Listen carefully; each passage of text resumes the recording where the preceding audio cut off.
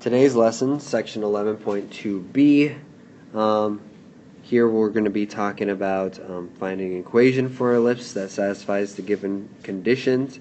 Now here, remember that all this stuff is centered around the origin, but the origin or the center doesn't really help us with any of our information, so that's why it's not given as one of the prerequisites. It doesn't really help you find the rest of them because it's all based on the vertices and foci and all that other good stuff. So here, since you're given vertices and foci, okay, I want to still be able, you got to remember what you need to fill in. So all we need, kind of like for parabolas, all we really needed was the p to help us figure stuff out. Here, for each equation, this is all you really know at the beginning. All you need to figure out is what a squared is and what b squared is. And then once you have those pieces, you can just plug them in. Okay? So like for this one, if you're given the vertice, you know that's a. So that means a squared is 36. Okay? You know, since you're given foci, that c is 4, so c squared must be 16. So now using that I can find my b squared. So remember it's c squared equals a squared minus b squared. So 16 is equal to 36 minus b squared. So here I have to subtract 36 to both sides. That gets you negative 20. Divide both sides by negative 1. So b squared is 20, so you have 36 and 20. And that's all we need to know, right? Now we just need to figure out which number goes where. So because your stuff is on the x part of your points, that means that your major axis must be horizontal axis, or the x-axis. So the 36 should go underneath the x squared. So that means the 20 goes underneath the y squared, and you're done. So there's my equation. Letter B, they give us our eccentricity of 2/3, and then the foci is 0, plus or minus c. Now here, because it's on the y, it's also the c, it's on y. That means that this is going to be a vertical one. So when I write my equation, I know that a squared should go there, and that means b squared should go here. Okay? So now I just need to find my other good stuff. Now remember, eccentricity gives you your c value divided by your a value.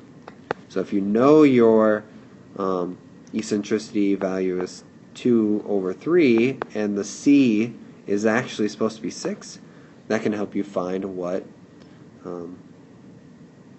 a is supposed to be. So 2 to 6 would be a multiplication of 3 to get there, to make common denominators or equivalent fractions. So then do the same thing for the 3. So multiply the bottom by 3 gets us 9. So a must be 9. So if a is 9, a squared is 81. So now I can plug stuff in again. So I get 36, which you already know because c was 6, so c squared must be 36, equals 81 minus b squared. Subtract both sides by 81. That gets us negative 45. Divide both sides by negative 1. So b squared must be 45. So now I got my two pieces of information. 81 goes underneath the y squared. 45 goes underneath the x squared. Done. Okay? So now you're given some graphs, kind of like what we had for the last section when we talked about writing equations for parabolas. So here they give you the vertice for this ellipse is 7, 0. So that says that a is 7.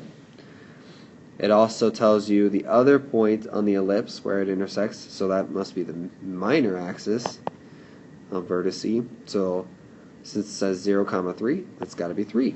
So here they outright give you A and B. And so because of that, now you know what those numbers are, because A squared is 49, B squared is 9. And then looking how it's oriented, it's horizontally because the longest side is on the x-axis, so that means the biggest number needs to be underneath the x squared. So square that one. So that gives you 49.